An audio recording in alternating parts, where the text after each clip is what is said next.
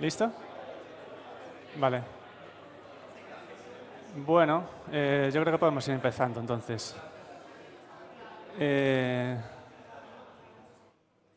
Bienvenidas, bienvenidos a este taller.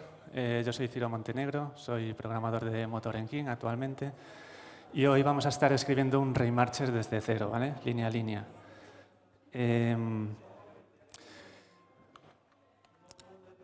No va a haber tiempo, o sea, va a ser una sesión 100% basada en la implementación, ¿vale? No va a haber tiempo para explicar pues, la historia del Raymarching o las aplicaciones actuales, con lo cual vamos directamente al tema, ¿vale? Va a haber que explicar muchas cosas, vamos a tener que escribir mucho código y vamos a necesitar el tiempo. Entonces, el resultado final de lo que vamos a hacer va a ser esto de aquí. Es una escena muy sencilla, una esfera encima de un plano, poco de iluminación y un par de sombras. Bueno, justamente como queremos centrarnos en los conceptos básicos, la escena tiene que ser básica. Con Raymarching se pueden hacer escenas muy complejas, muy elaboradas, muy espectaculares visualmente, pero hoy, como hemos dicho, nos vamos a centrar en los conceptos básicos, ya que es una sesión de introducción 100%. Para ello, vamos a estar usando ShaderToy, ¿vale? Es una aplicación. Aquí el mayor problema que tengo es que no sé si la gente de atrás podéis leer el texto de la derecha. ¿Sí? Claro, porque si hago esto más grande... ¿Así bien? Vale. Vale, ShaderToy, para los que no conozcáis, es esta web. Tienes un editor de texto a la derecha, un viewport a la izquierda y... Bueno, antes de empezar me gustaría saber quién tiene experiencia escribiendo shaders. Vale, guay. Como hay parte que no, haré explicaciones. Partiré de cero para que todos partamos desde el mismo punto, ¿vale? Esto que tenemos a la derecha es un fragment shader, ¿vale? Es el shader que se está utilizando para determinar el color de todos los píxeles del viewport de la izquierda. Un fragment shader es un programa informático que se ejecuta en la GPU para cada uno de los píxeles que han sido rasterizados. En este caso, todos los píxeles han sido rasterizados porque la única geometría que se está enviando a renderizar es un cuadrado a pantalla completa, ¿no? O sea, dos triángulos que cubren la pantalla, con lo cual nos olvidamos de geometría, nos centramos 100% en el color de los píxeles. Entonces, el color está definido con un vector de 3 componentes, que son rojo, verde y azul, ¿no? De forma que si yo pongo aquí un 1, todos los píxeles ejecutan este mismo programa, todos están sacando el color rojo. Como vemos, cada componente se mueve en el rango 0-1, ¿no? 0 siendo ausencia total de ese componente, 1 siendo intensidad total. ¿Qué pasa? Que claro, todos los píxeles están ejecutando el mismo programa. ¿Cómo podemos hacer que cada píxel tome un valor diferente del resto? Pues por suerte, una de las entradas que recibe este shader son las coordenadas del píxel. ¿Vale? Las coordenadas están en el rango, o sea, tendrían el origen abajo a la izquierda, aquí en esta zona, estaría el 0, 0, y arriba a la derecha estaría en este caso, 800, 450, ¿vale? Porque la resolución ahora mismo es 800, 450. Entonces, si por ejemplo queremos hacer un gradiente rojo en el eje X, podemos coger la componente X de las coordenadas de pantalla, la tenemos que dividir, la tenemos que normalizar, ¿no? Porque si estas coordenadas van de 0 a 800 y queremos que vayan de 0 a 1, tenemos que dividirlas por la resolución de la pantalla, ¿no? Fraccord lo he escrito mal. A ver si no me lío con este teclado.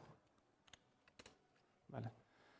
Entonces, vale, tenemos un gradiente en el eje X, perfecto. Podemos hacer lo mismo para el eje Y. Espérate un momento, porque creo que estoy usando la tecla que no es. Esto es un Mac.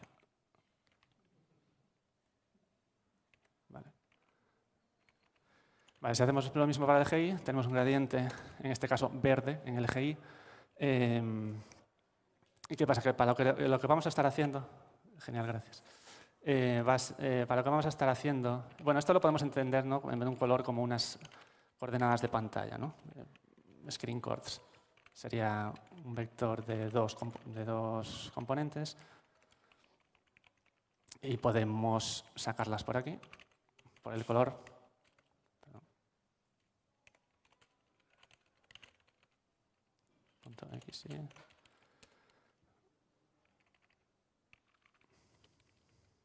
Estoy escribiendo esto mal todo el rato. Venga.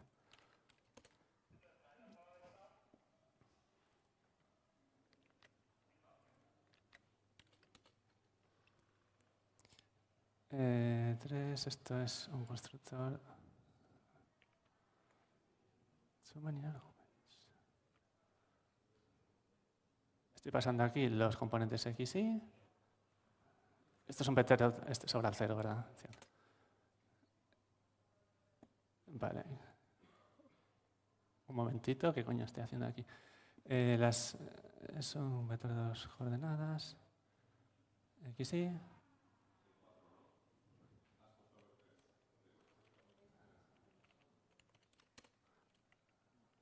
No, esto tiene que ser un...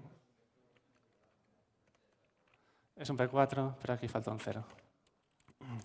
Perdón, esto puede ser que pase varias veces.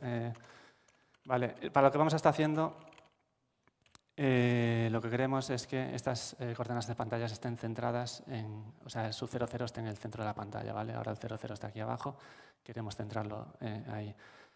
Para ello, lo que vamos a hacer pues será multiplicarlas. Es que tal como tengo configurado el teclado me está haciendo lo que no quería, pero bueno. Si están en el rango 0, 1 ahora mismo, ¿no? Queremos que se muevan al rango menos 1, 1. Para eso las podemos multiplicar por 2 y le restamos 1, ¿no?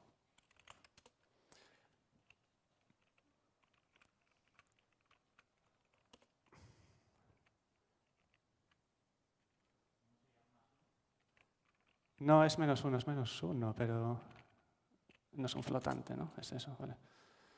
Correcto, vale. Tenemos el origen aquí, ¿vale? Se puede ver porque esto es negro.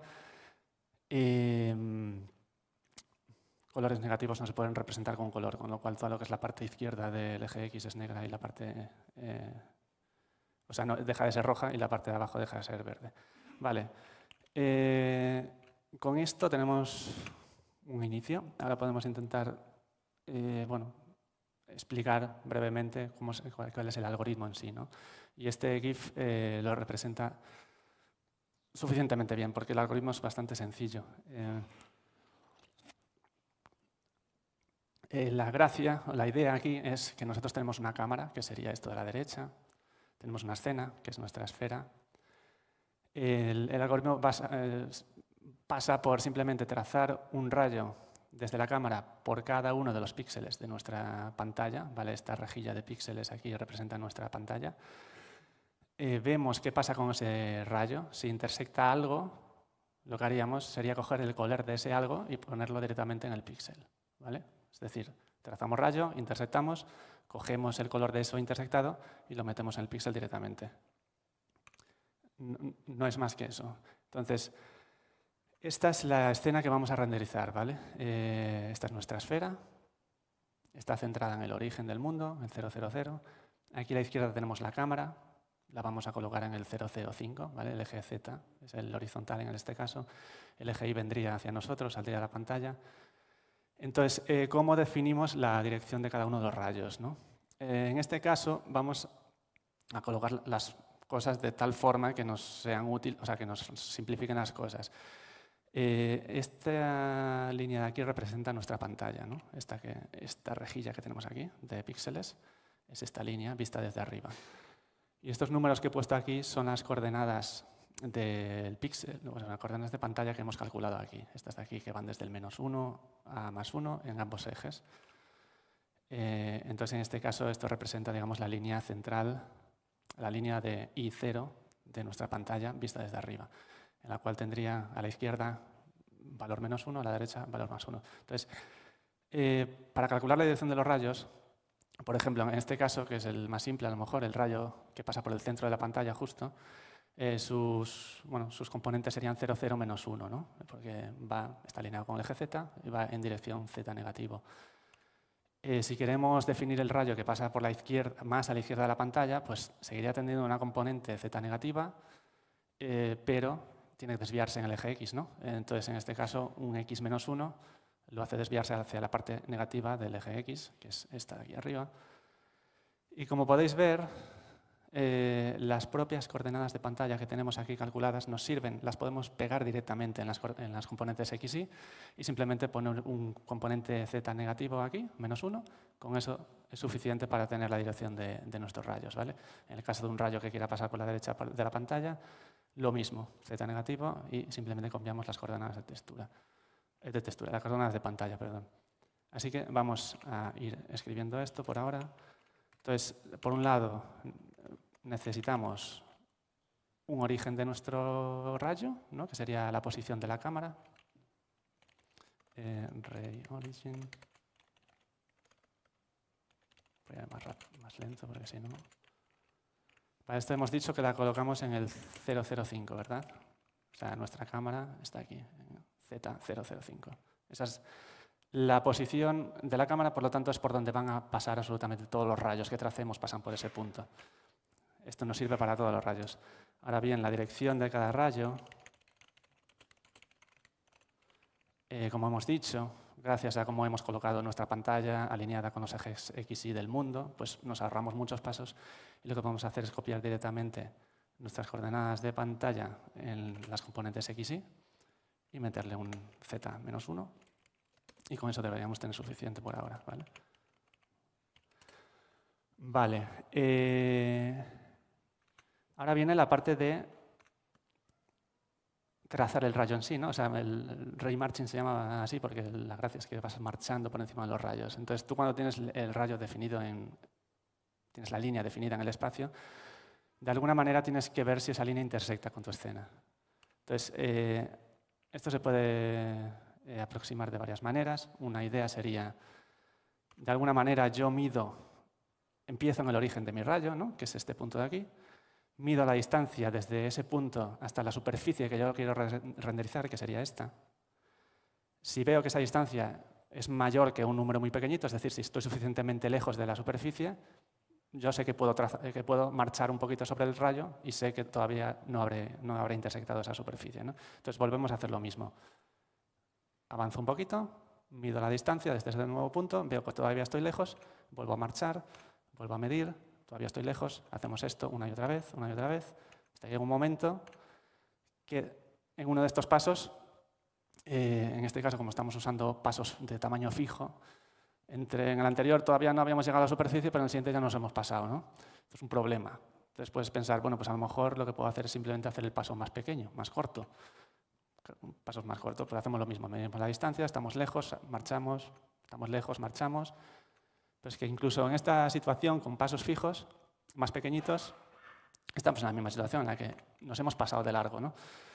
Entonces, yo tengo por aquí un shader que he cogido de alguien que lo ha hecho. Vamos a aprovecharlo, lo he modificado un poquito para tener nuestra esfera aquí. Vamos a emplear un método un poquito más inteligente, que es, esto es lo mismo, ¿no? Esta es nuestra esfera, origen del rayo. Yo cuando hago la primera medición de distancia, que sería este círculo verde, representa la distancia mínima desde mi punto hasta la superficie de la esfera, ¿no? Yo cuando hago esta medición, yo sé que puedo marchar tranquilamente toda esta distancia sin intersectar la esfera, porque en el peor de los casos, que sería ir directamente hacia la esfera, si yo avanzo toda esta distancia, ya estaría sobre la superficie. Pero en cualquier otro caso, como este, por ejemplo, en el que no voy directo por la esfera, yo sé que puedo tranquilamente marchar todo este espacio sin intersectarla, ¿vale? Y me he saltado pues, un montón de pasos intermedios que no hacían falta. Con este método, si yo vuelvo a iterar, porque veo que todavía no he intersectado, con lo cual tengo que volver a hacer otro intento, haríamos lo mismo, ¿no? La distancia a la esfera sería esto, puedo marchar tranquilamente todo este espacio, y como veis, a medida que nos vamos acercando, este método lo que hace es que los pasos son cada vez más cortos, ¿no? De forma que en la tercera, cuarta, tal vez en la quinta iteración, habríamos alcanzado perfectamente la superficie de la esfera, no nos habríamos pasado de largo, y serían solo 5 iteraciones en comparación con lo que habíamos hecho aquí, que pues, hay más de 20, ¿no? Entonces, lo que vamos a estar utilizando es esta idea. Entonces, perdón, esto lo tengo por aquí. Como habíamos dicho, o sea, como hemos visto, esto es un proceso iterativo, ¿no? O sea, medimos distancia, marchamos, vemos si hemos alcanzado, si no hemos alcanzado, volvemos a marchar. Con lo cual lo vamos a hacer por ahora un bucle de este estilo. Marcharemos, o sea, pondremos un número de iteraciones grande por ahora. Vale, entonces en este bucle lo que queremos hacer es avanzar sobre el rayo y medir distancias, ¿no? Lo primero que tenemos que hacer es definir un punto sobre la recta, o sea, la recta que teníamos definida con el rayo. Hablaré de rayo todo el rato, si no, igual es un poco confuso. Nosotros partiremos del origen del rayo, del punto origen, que es este. Para definir un punto sobre esta recta, de la cual tenemos origen y dirección, utilizaremos pues, la ecuación paramétrica de la recta, que es algo que, pues, si sois programadores de gameplay, usaréis todos los días para actualizar la posición de vuestras entidades en el mundo, ¿no? La ecuación paramétrica es, yo tengo un punto sobre la recta, que en este caso sería ray origin, y a ese punto le sumo su dirección multiplicada por un parámetro, ¿no? Que es lo que le da nombre a la ecuación paramétrica. Este parámetro nos sirve, o sea, esta ecuación es perfecta para moverte sobre una recta, porque con este parámetro, que podemos inicializar a 0, tenemos control total sobre dónde nos posicionamos. Si le damos un valor 0 a este parámetro, nos cargaríamos esta parte de la ecuación, nos quedaríamos en el origen de la recta. Si le damos valor 1, estaríamos en la recta más un módulo del vector, ¿no? Y así, si le damos valores negativos, moveríamos hacia atrás, o sea, en dirección contraria a la dirección que tenemos definida. Con lo cual, vamos a empezar en t igual a 0, que es partir del origen del rayo. Y lo siguiente que hemos dicho que queremos hacer es medir la distancia a la superficie, ¿no? Tienes toda la razón. Toda la razón. Las direcciones, o sea, todos los vectores que utilicemos para, ya sea, pues mira, multiplicar por un escalar para avanzar tantas unidades y demás, o hacer productos escalares que haremos después, tienen que estar normalizadas, como bien has dicho, porque si no, lo que nos va a dar pues no es lo que esperamos. O va a avanzar más de la cuenta o lo que sea, con lo cual, muchas gracias, porque si no, igual hubiera tenido un problema aquí. Vale, para medir la distancia, vamos a tener una función, ¿vale? Que por ahora no sabemos qué contenido tiene, una función mágica, digamos, que nos devuelve la distancia a la superficie. Nosotros le pasamos un punto cualquiera del espacio y esto nos devuelve la distancia a la superficie, ¿vale? Que es justamente lo que necesitamos aquí, ¿no? O sea que esto lo habíamos dicho aquí. O sea, me da la distancia, avanzo, ¿vale? Esa distancia la vamos a tener aquí. Después nos encargaremos de implementar la función. Una vez tengo la distancia, lo siguiente que tengo que hacer es ver si estoy suficientemente cerca de la superficie para determinar que he intersectado, ¿no? O sea, pues en este caso podemos decir que si la distancia es menos que un número muy pequeño, yo sé que he intersectado algo. En este caso, lo que hacemos pues será simplemente romper el bucle y ya está. En el caso de no haber intersectado, que es lo que en el caso que estábamos aquí, yo quiero seguir marchando. Pero como habíamos visto en este shader, la distancia que yo quiero marchar es igual a la distancia que yo había medido a la superficie. Todo el rato para donde no es, perdón. Con lo cual, esta distancia que yo he medido es la que yo quiero marchar. Como hemos dicho, con la ecuación paramétrica, lo único que tengo que hacer es actualizar el parámetro, ¿no? Para moverme en dirección, o sea, hacia adelante en la recta. Con lo cual, lo que tengo que hacer es, a ese parámetro que habíamos inicializado a 0, no había puesto aquí la t, le sumamos la distancia que hemos medido. ¿Vale? Esto sería pues, el cuerpo del bucle de marchado del rayo. ¿Vale? Lo que vamos a hacer va a ser mover esta ahí fuera. Me olvidé de ponerla ahí aquí. Joder, macho. Es un poco complicado escribir esto y hablar a la vez, pero bueno. Espero que todo vaya bien. Vale, esta i va a ir aumentando de valor a medida que iteramos. En el momento que intersectamos algo, nos quedaremos con el último valor de i, ¿vale? Entonces, una forma muy sencilla para saber si yo he intersectado algo o no fuera del bucle es preguntar si esa i es menor que pues, el valor máximo, que es este de aquí, ¿vale? Muchas maneras de hacer esto. Yo estoy intentando buscar la más simple posible, la que implique escribir el mínimo código posible, ¿vale? Entonces, una vez hemos terminado el bucle y hemos llegado a este punto, yo sé que si esto se cumple es que hemos intersectado, ¿vale? La escena. Entonces, lo que vamos a hacer es definir por defecto un color básico de background, un color por defecto, que va a ser 0. Y en el caso de que intersectemos algo, pues lo cambiamos ese color a blanco, ¿vale? Para intentar ver algo en la pantalla. Blanco sería esto, ¿vale? Vamos a ir actualizando lo que queremos pintar aquí, que sería el color de 3 componentes, ¿vale? Esto es un entero. Vale, nos falta por implementar la función de instancia que habíamos dicho, ¿vale? Esa función, bueno, por ahora sabemos que va a devolver un escalar, va a recibir un punto de 3 dimensiones y de alguna manera tiene que devolver la distancia a nuestra superficie. Para eso tengo una slide por aquí, en algún lado. Aquí, vale. Imaginémonos que esta es nuestra esfera que queremos pintar. Este es nuestro punto del espacio que le pasamos a la función de distancia. Y bueno, para determinar esta distancia, ¿no? Desde mi punto a la superficie, puesto que nosotros hemos colocado la esfera en el origen del mundo, en el 0, 0, 0, va a ser tan simple como medir la distancia desde este punto al origen y restarle el radio de la esfera, ¿no? O sea, esto funciona, da igual dónde esté el punto, ¿no? Si el punto que le pasas está aquí, pues lo mismo, distancia de este punto al origen, le resto el radio de la esfera, y en todos los casos siempre me va a devolver la distancia a la superficie, ¿vale? Con lo cual vamos a hacer esto, que es muy sencillo. O sea, la función de distancia lo que tiene que devolver es la distancia del punto que me pasan al origen.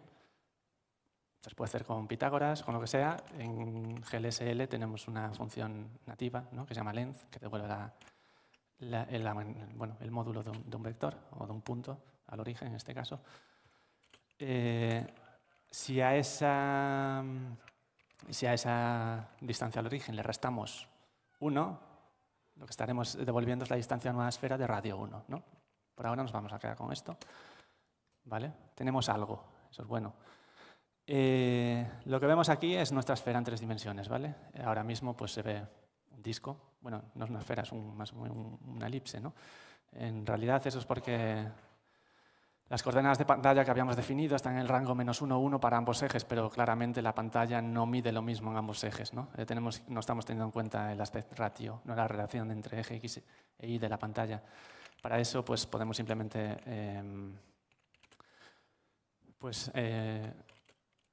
actualizar uno de los ejes de las coordenadas de pantalla, el eje X, por ejemplo, lo podemos escalar por un número mayor que 1 para que el dominio de ese eje se haga mayor, ¿no? y cubra más espacio. Para eso simplemente pues, la relación entre la resolución de X, que es 800 en este caso, partido por la resolución, o sea, la componente Y de la resolución, es 400, nos va a dar un número mayor que 1. Vamos a multiplicar las coordenadas, la componente X de las coordenadas de pantalla por 1 para tener en cuenta el aspect ratio. Vale, vemos un círculo. Vamos a acercar un poco. Si hacemos los rayos de la cámara un poco más alta, le hacemos la componente que es más grande, puesto que está normalizado, lo que vamos a hacer es alinearlos todos más, ¿no? Esto es equivalente a hacer un zoom. Vale. Necesitamos no vemos aquí nada tridimensional porque necesitamos iluminarlo de alguna manera, ¿no? Tú cuando dibujas algo, como lápiz y papel, necesitas imaginarte dónde está la luz, de forma que dices, bueno, pues las partes de la superficie que estén más orientadas hacia la luz serán más brillantes y las que estén mirando en dirección contraria pues serán más oscuras, ¿no? Las sombrearás de alguna manera. Entonces, para esto, pues vamos a necesitar primero alguna manera de saber hacia dónde está orientada la superficie en cada uno de sus puntos, ¿no? Para eso lo que usamos es la normal de la superficie, que entiendo que la mayoría estaréis acostumbrados. ¿Sabéis lo que es? Entonces, para calcular la normal en Raymarching, de hecho, bueno, vamos a ir escribiendo por aquí. Nos imaginamos que vamos a tener una función que se llama normal. Ya veremos cuáles son sus inputs. Esta función nos devolverá un vector de 3 dimensiones, que es la normal de la superficie. La normal de la superficie, para el que no lo sepa, es un vector que es perpendicular a la superficie en cualquier punto, en un punto dado de esa superficie, ¿no? En Raymarching hay un método muy utilizado para esto, que es este de aquí. Y a ver si consigo que no sea confuso, porque puede ser un poco raro. Imaginémonos que queremos calcular el vector normal a la superficie en este punto de aquí. El vector normal debería ser un vector que apunta hacia la derecha aquí, ¿no? Porque tienes un vector perpendicular a la superficie. El método que se usa habitualmente es usar la propia función de distancia a la superficie, de la siguiente manera. Lo que hacemos es movernos en cada uno de los ejes de coordenadas un poquito hacia la parte positiva y un poquito hacia la parte negativa. Y desde esos puntos evaluamos la función de distancia, es decir, medimos la distancia desde esos puntos a la superficie. En este caso, por ejemplo, nos hemos desviado este poquito en el eje X y la distancia en este punto a la superficie pues es un número pequeño, 0,1, digamos. Después nos desplazamos en el sentido negativo del eje X, volvemos a medir la distancia. La función de distancia, cuando estás dentro de la figura, te devuelve un valor negativo, ¿no? En este caso me devolvería pues eso, un valor pequeño, negativo, menos 0,1. Si nosotros cogemos estos dos valores y los restamos, como estamos haciendo aquí, pues en este caso nos dará un número positivo mayor que 0, ¿vale? Porque nos hemos desplazado en una dirección en la cual la función de distancia varía mucho, porque nos estamos moviendo perpendicularmente a la superficie, ¿no? Entonces tú mides la función de distancia en este eje, o sea, moviéndote a lo largo de este eje, los resultados de esa función de distancia serán muy diferentes, ¿no? A diferencia de si yo me muevo ahora en el eje Y y evalúo la función de distancia moviendo a lo largo de ese eje, la distancia no variará mucho, porque en estos dos casos, pues mira, la distancia a la superficie sigue siendo parecida, tanto en este como en este. En ese caso, si los restamos, nos quedará un 0, ¿vale? Esto representa precisamente, o sea, si nosotros cogemos ahora estos dos componentes y los metemos como X e Y de nuestra normal imaginaria, esto nos servirá perfectamente como normal, porque nos dará un vector que apunta en el sentido positivo del eje X y no tiene nada en el eje Y, que es justamente lo que necesitábamos, ¿no? Una flecha que apunte 100% en el eje X. Yo creo que más o menos ha servido esto. O sea, la idea es, ¿no?, el hecho de que si tú te mueves a lo largo de un eje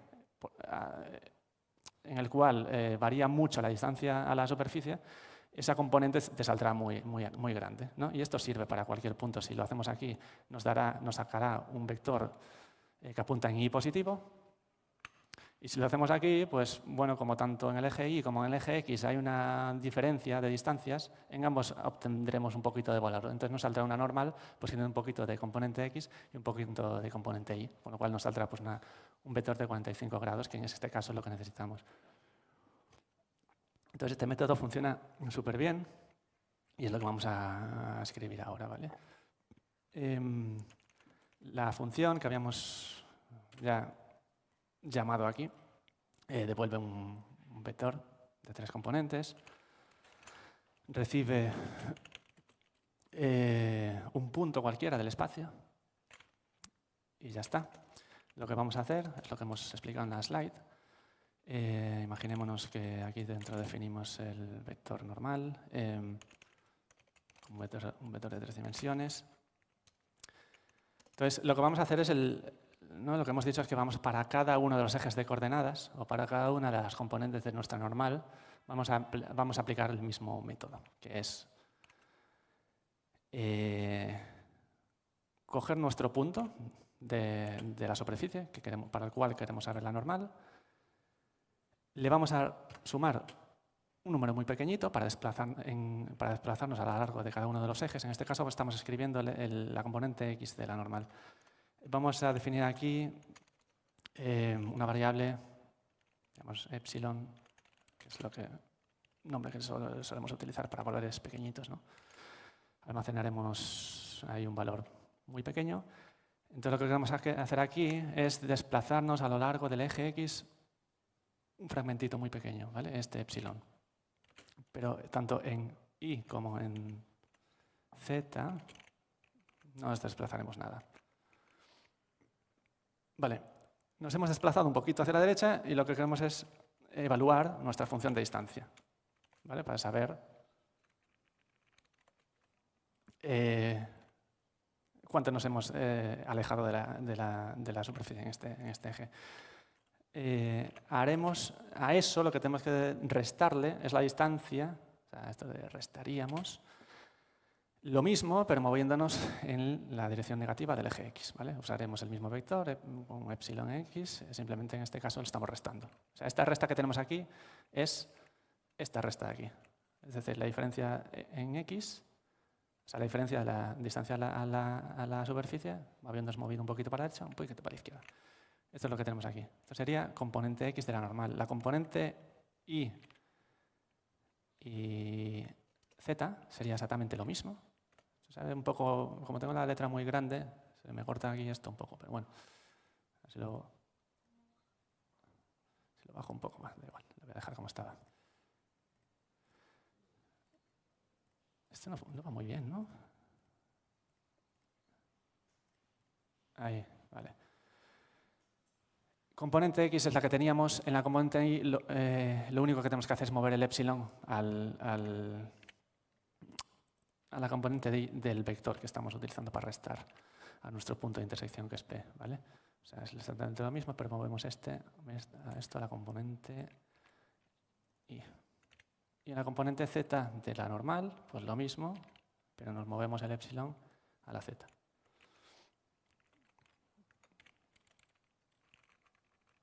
Venga. Vale.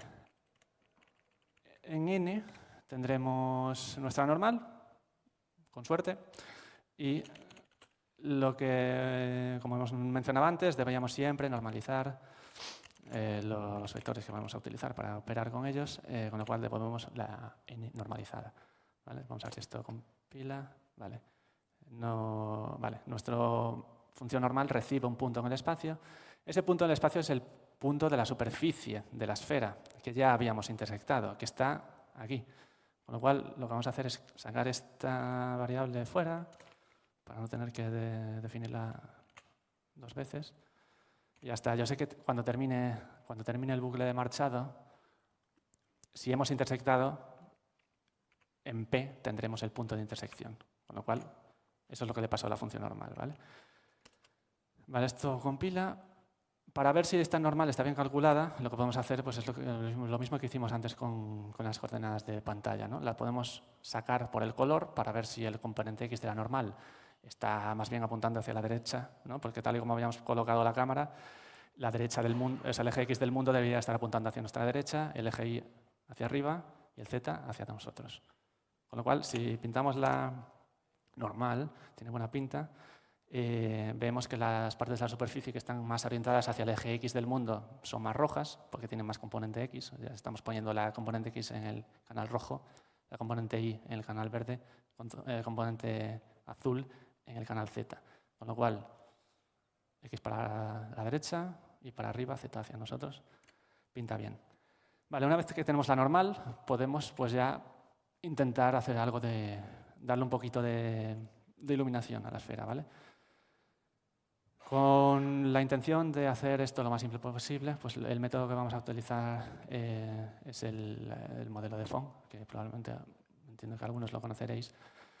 Este modelo de iluminación tiene tres componentes. Tiene la componente ambiente, que representa toda esa luz que llega a la superficie de forma indirecta. Al final la luz siempre rebota en todas partes, ¿no? De forma que incluso aunque algo esté en sombra pura, la luz habrá rebotado en algún lado y habrá llegado. Esta componente, esta luz indirecta, esta luz ambiente, en nuestro caso va a ser una simple constante, ¿vale? Hay un montón de técnicas de iluminación ambiente, en nuestro caso con la intención de ser lo más sencillo. Aparte de que bueno, la parte de iluminación no forma parte de ray marching en concreto, ¿no? O sea, no es parte del algoritmo, simplemente lo necesitamos para poder visualizar lo que estamos renderizando. Después estaría la parte difusa. La componente difusa representa precisamente la luz que llega de forma directa a la superficie, ¿no? Es decir, si yo tengo un foco de luz que me está impactando directamente, lo que ocurrirá es que las partes de la superficie que están más orientadas a la luz serán más claras, serán más brillantes porque reciben más luz, pero a medida que la superficie empieza a ser más perpendicular y eventualmente empieza a tener orientación opuesta a la luz, se va haciendo, hay un gradiente de más brillante a menos brillante, y eventualmente a partir del ángulo de 90 grados ya a ángulos mayores, la componente difusa es cero, absolutamente. O sea, esta parte de la esfera no llega nada de luz directa. Y la última sería la componente especular, ¿no? Que representa esas partes de la superficie que están orientadas de tal forma que la luz refleja directamente en tu ojo, ¿no? O sea, hay que decir que es como si fuese un espejo, ¿no? De ahí el nombre. Esta zona de aquí, si la luz viene de aquí, está orientada de tal forma que la luz rebotando llega directamente al ojo, a la cámara, desde el punto que estamos viendo. Vale, esto voy a... No tengo más slides en plan para entrar en más detalle, yo creo que esto es suficiente. Vamos a ir escribiéndolo por aquí. Vamos a partimos de un negro aquí, ¿verdad? Lo que vamos a ir haciendo es sumarle a ese negro. Vamos a ir sumando cosas. La primera será el ambiente. Como hemos dicho, para el ambiente utilizaremos una constante. No nos queremos complicar. Número bajo, no sé, 0,1, 0,2. Para la difusa, como hemos dicho, una vez más vamos a añadir más color a lo que ya teníamos aquí. Para difusa lo que necesitamos es lo que habíamos dicho, en un gradiente. Necesitamos que a medida que la superficie esté más orientada a la luz, cada vez sea más brillante, ¿no? Para eso tenemos aún no tenemos todo lo que necesitamos. Tenemos la normal, con lo cual podemos saber hacia dónde está orientada la superficie, pero no tenemos todavía un vector para saber desde dónde viene la luz, ¿no? Para eso vamos a decir pues que la luz viene de la derecha y de arriba, ¿no? De arriba a la derecha, X, Y. Profundidad en Z por ahora no nos interesa, simplemente arriba a la derecha. Queremos saber cómo de alineada nuestra superficie está con esa luz, ¿vale? Para eso vamos a usar un producto escalar. Un producto escalar es una operación de dos vectores que te devuelve un número, un escalar, y ese número está en el rango -1, 1. O sea, en el rango de -1, 1 en el sentido de que 1 significaría que los dos vectores que tú le pasas, que en nuestro caso son la normal y la luz, el 1 significaría que están totalmente alineados, o sea que el ángulo que forman estos dos vectores es 0, -1 significaría que forman un ángulo de 180 grados, o sea que están mirando en direcciones opuestas, ¿vale? Esto nos va a servir perfecto para hacer un gradiente, porque bueno, a partir de los 90 grados en los cuales el producto escalar es 0, a medida que la superficie vaya alineándose con la luz, el producto escalar nos va dando un valor más y más grande hasta que es 1. Entonces, si nosotros directamente ponemos esto, vale, tenemos algo. O sea, es feo, pero bueno, vemos un gradiente. La luz hemos dicho que viene de arriba a la derecha, con lo cual todo tiene sentido. En el modelo de Phong normalmente se usa un número para controlar la intensidad de cada una de esas componentes, ¿no? Por ejemplo, yo veo que esta parte de aquí está muy quemada. Yo quiero bajar un poquito a lo mejor la intensidad de esta componente difusa para evitar que se sature en esa zona, etcétera. De hecho, lo que estoy viendo aquí, por ejemplo, es que en esta zona se ha ido a negro, ¿no? O sea, antes de meter la componente difusa, aquí teníamos algo de luz que ha llegado rebotada de algún lado, ¿no? Pero claro, ¿qué pasa? Que, como hemos dicho, el producto escalar para ángulos mayores de 90 nos devuelve valores negativos. Como estamos acumulando aquí, esto hace que se esté cargando una luz que ya teníamos ahí. Con lo cual lo que queremos realmente es quedarnos solo con la parte positiva del producto escalar, ¿no? Para eso podemos hacer un max, para quedarnos con la parte más grande. O esta, con lo cual valores negativos, todos fuera, ¿vale? De esta forma podemos evitar que este componente difusa se esté cargando la parte de ambiente. Este factor de aquí es mejor tenerlo fuera, multiplicando. Lo que decíamos, pues no sé, yo creo que este valor. Vamos a poner la luz que esté mirando un poquito más desde nuestro sitio para no verlo tan de perfil.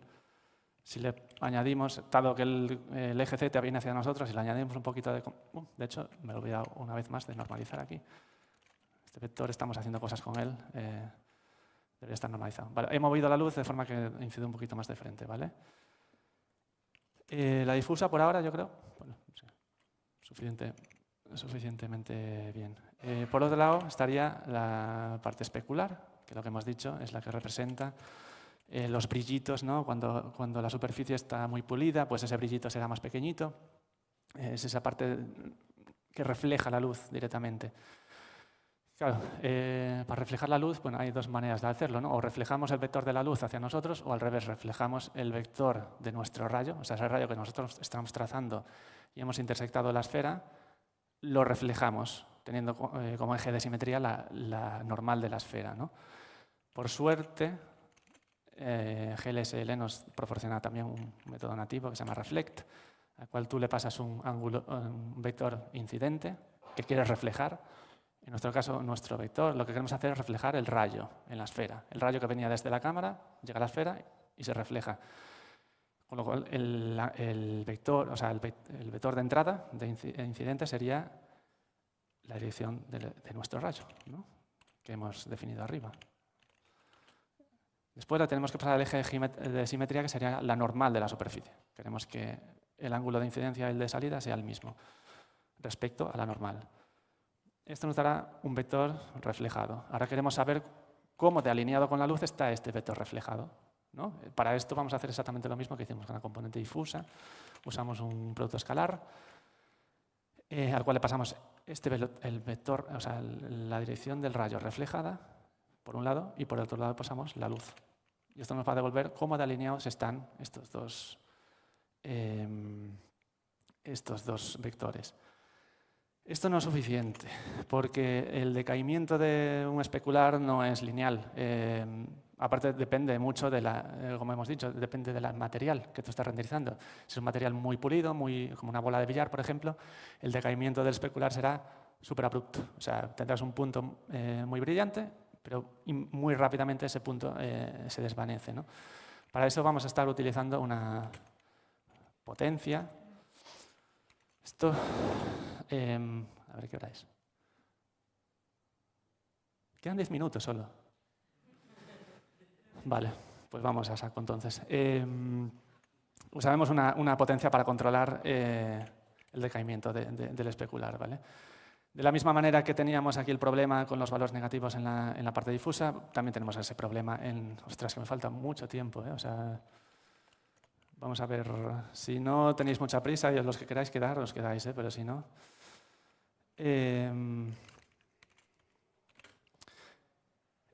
lo vamos a aplicar el máximo, ¿vale? Nos vamos a quedar con las partes positivas de ese producto vectorial, ese producto escalar, perdón.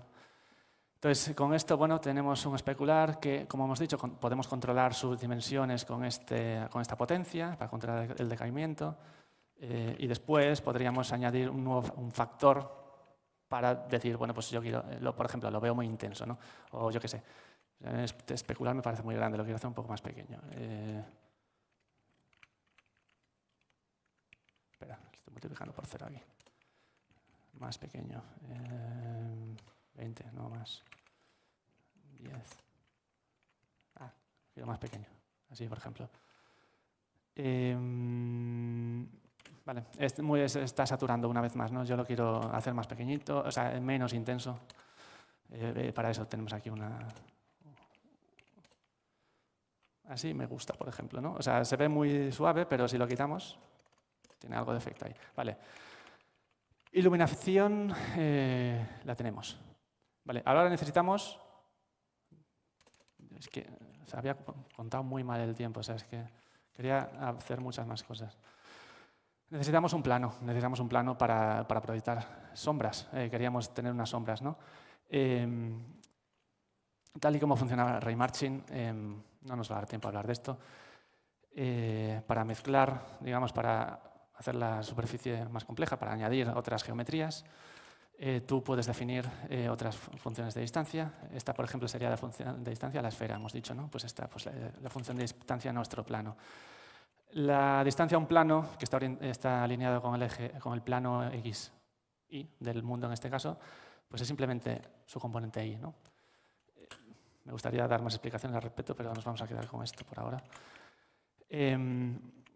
Yo aquí tengo la distancia a mi esfera y después tengo la distancia a mi plano. Le he sumado 1 para que el plano baje una unidad. Porque claro, si la distancia al plano es esta y yo le sumo 1, pues la distancia es la cadera más 1. Y eso, a efectos prácticos, lo que hace es mover el plano hacia abajo. Si yo devuelvo el mínimo de las dos distancias, porque al final, si yo quiero intersectar si un rayo intersecta dos figuras, en este caso un plano y una esfera, yo me quiero quedar con la que está más cerca de la pantalla, ¿no? Para eso usamos el mínimo. Vale, tenemos aquí el plano. Ahora podemos empezar a hablar de sombras, ¿no? Porque tenemos un sitio donde las podemos proyectar. Sombras. Vale. A diferencia de lo que estáis a lo mejor acostumbrados en desarrollo de videojuegos, ¿no? Que usamos rasterizado, en lo cual, bueno, el cálculo de sombras no es algo trivial, ni mucho menos. En Raymarching es muy sencillo. O sea, una vez ya tienes el loop de marching, es simplemente volver a hacer lo mismo. O sea, yo, por ejemplo, si quiero saber si este punto de aquí está en sombra o no, lo único que tengo que hacer, una vez ya he conseguido esa intersección, es lanzar un nuevo rayo en la dirección de la luz y ver si ese rayo intersecta con algo. Si intersecta con algo, yo entiendo que hay algo que está en medio entre la luz y yo y está ocluyendo esa luz, con lo cual yo debería estar en sombra, ¿no? Por el contrario, en este caso, si yo quiero saber si esto está en sombra, lanzo un rayo desde aquí en la dirección de la luz, veo que no intersecta con nada, pues yo estoy perfectamente iluminado. Ya está, no hay nada más que hacer. Es así de simple, lo cual contrasta mucho con la dificultad que implica calcular sombras en rasterizado, ¿no? Vale, para eso lo que vamos a hacer es, bueno, de la misma manera que tenemos aquí la normal, vamos a tener una variable de sombra, que llamamos S, la calculará una función que se llama sombra, y esta variable lo que va a hacer es pues controlar la componente difusa y la componente especular. De forma que vamos a multiplicar directamente para poder, en un momento dado, si yo, por ejemplo, si mi función de sombra me devuelve un 0, yo me cargo tanto el especular como el difuso, y eso significa que nos queda solo la luz rebotada, que sería la única luz que llega a una zona que está en sombra, ¿no? Por el contrario, si la función de sombra nos devuelve un 1, yo estoy totalmente iluminado, ¿vale? Eso es lo que conseguimos a base de multiplicar la parte difusa y especular del color. Como hemos dicho, para esto lo que tenemos que hacer, bueno, pues es definir la función de sombra, que devuelve un escalar. Como hemos visto, necesitamos trazar un rayo desde la superficie que hemos calculado previamente. Para eso necesitamos un punto en el espacio, punto de intersección, llamémosle.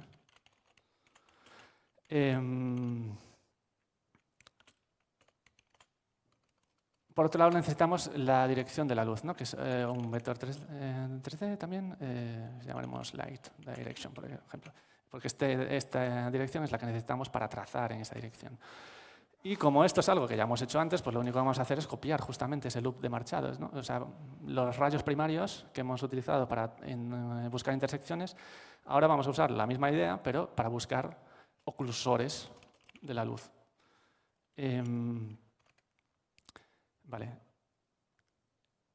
En este caso, por ejemplo, pues yo qué sé, vale, la tela podemos dejar aquí, esta ahí la podemos meter dentro porque no necesitamos saber su valor luego. La P también la podemos definir aquí dentro directamente. Después, si recordáis, esto era la ecuación que usábamos para marchar sobre el rayo, ¿no? Tendríamos el origen de nuestra recta. En este caso, el origen de nuestra recta o nuestro rayo es el punto de intersección que hemos calculado. Y la dirección del rayo, pues como hemos visto aquí, es la dirección de la luz, ¿verdad? Si intersectamos algo, que es lo que sucede dentro de esta condición, hemos dicho que debemos devolver un 0, ¿no? Para cargarnos la parte difusa y especular del color.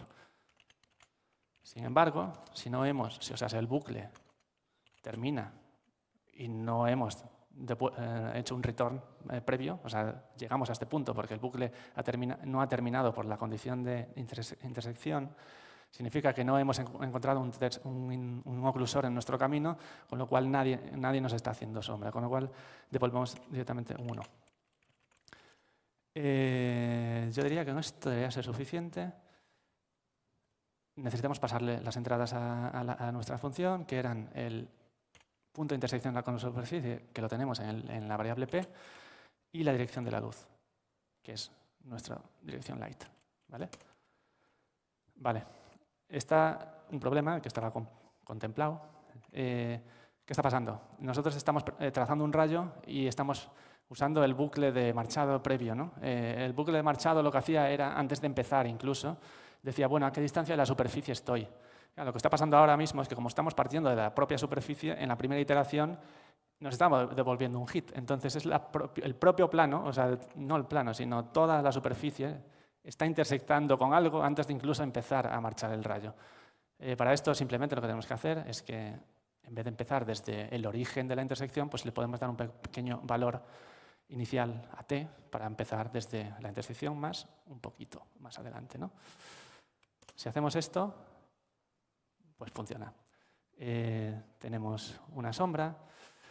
Es una sombra dura, ¿no? En la realidad las sombras no se ven de esta manera. Se ven un poquito más difusas, ¿no? Tienen una parte más suave. ¿Qué pasa? Que es que no tenemos tiempo. Y me hubiese gustado mucho seguir, pero de hecho tampoco sé si tenéis dudas o no, pero yo creo que lo vamos a dejar aquí.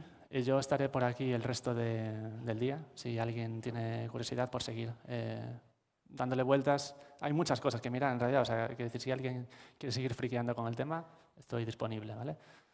Y eso, si alguien tiene alguna pregunta, ¿Tenéis alguna duda? ¿Alguien?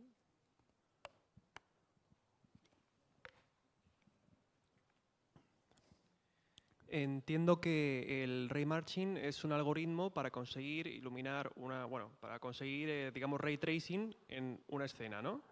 ¿O no es algo similar al ray tracing, muy similar, porque al final estás trazando rayos, simplemente se diferencia en la forma que tienes de intersectar, de calcular las intersecciones.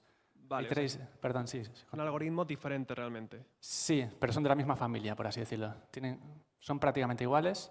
Claro, la diferencia es que ray tracing, para calcular las intersecciones, las calcula de forma analítica. O sea, tú defines la ecuación de la recta, defines la ecuación de la esfera analíticamente y calculas la intersección resolviendo la ecuación de intersección de una recta con una esfera. Eso es muy diferente a lo que hace ray marching de ir acercándose con esta función de distancia. Esto se hace por algo que no me ha dado tiempo a explicar, pero perdón, es que me estoy yendo por las ramas. Querías preguntar algo, creo. No, realmente sí. Sí, ¿en qué se diferencia? O sea, se diferencian y luego además también está el término path tracing, que lo pone todo incluso más complicado. Entonces, no sé si podrías... Sí, son todo algoritmos de la misma familia, de ray casting, que le llaman, ¿no? De casteo de rayos. Súper similar. No se emplean para lo mismo. Claro, es que ahí viene el tema, ¿no? O sea, voy a hacer algo muy rápido aquí. El ray marching, puesto que se basa en una función de distancia y no es algo analítico, que tú tienes que definir una ecuación matemática que define esa superficie, te permite hacer... Claro, aquí estamos trabajando con primitivas, ¿no? con geometría muy simple, un plano, una esfera. Para eso no hace falta ray marching. Pero si hacemos algo como esto, por ejemplo, Si yo a esta distancia a la esfera le sumo cosas o la modulo con una función o lo que sea, yo puedo muy fácilmente modificar la geometría. Cosa que en Ray Tracing sería muy complicado porque tendrías que definir esa superficie matemáticamente con una ecuación, lo cual es muy complicado. Pero, por ejemplo, si yo... déjame pensar un momento. Si yo a esta... Vale, no.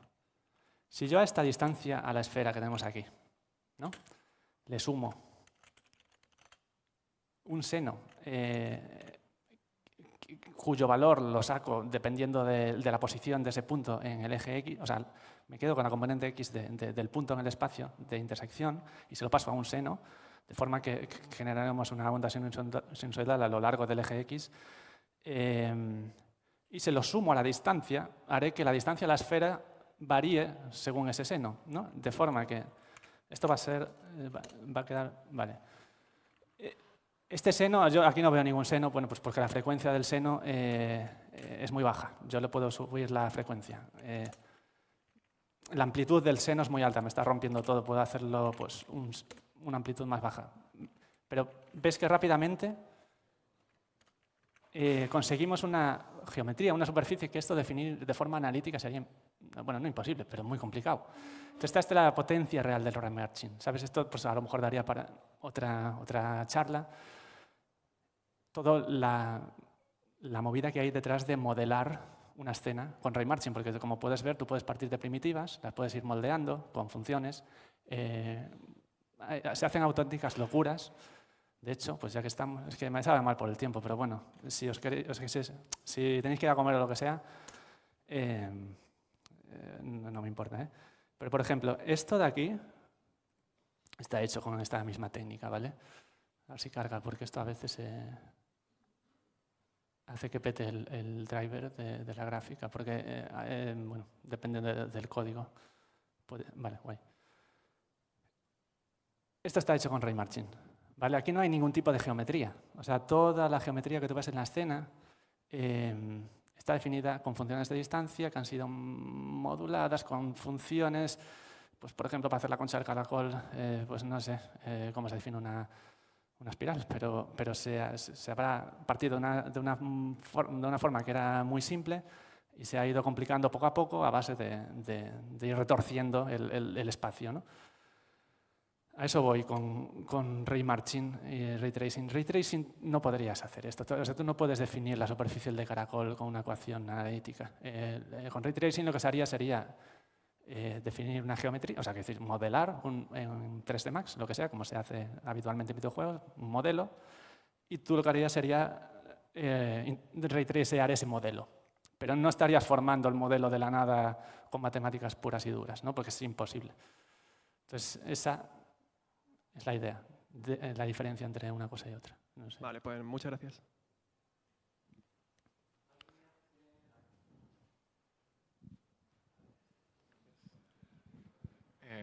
Bueno, muchas gracias. ¿En qué medida el uso en el algoritmo de condicionales y bucles, de manera que para cada píxel los cálculos serán más largos o más cortos, afecta al rendimiento de la tarjeta gráfica? Bueno, pues afecta. A ver, sí, ahí podemos entrar también en otro tema muy, muy grande, ¿no? En general, este tipo de métodos no son buena idea para utilizar en un sistema en tiempo real, no en un videojuego, porque, bueno, a diferencia del rasterizado, el rendimiento es muy malo. Creo que lo voy a dejar ahí más bien. Las aplicaciones de Raymarching en videojuegos son muy escasas. Pues a lo mejor se utilizan, pues si quieres hacer una iluminación volumétrica, ¿no? Rollo, tienes un foco de luz y quieres ver ese cono de luz en pantalla que sea más intenso o no, dependiendo de lo ancho que sea, ¿no? Pues eso, la única forma es trazar rayos y ver cuánto de rayo has trazado por dentro del cono de luz. Para eso se podría aplicar, para niebla volumétrica, este tipo de cosas que, dependiendo de dónde las mires y el volumen que tengan, necesites saber realmente, medir el volumen, ¿no? O sea, la distancia que ha recorrido la luz. Son las únicas aplicaciones que diría que puede tener esto en videojuegos. precisamente por lo que dices, no por el rendimiento. O sea, el rendimiento de cualquier cosa de este estilo. O sea, hacer un loop en un shader simplemente para renderizar algo en pantalla cuando puedes rasterizarlo sin más, no tiene ningún sentido.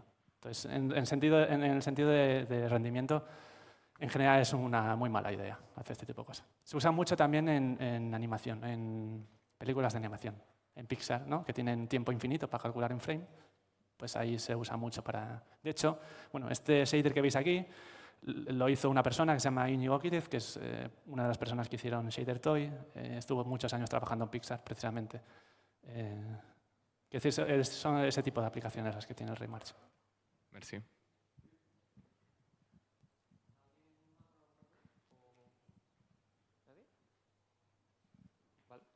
Vale, muchas gracias.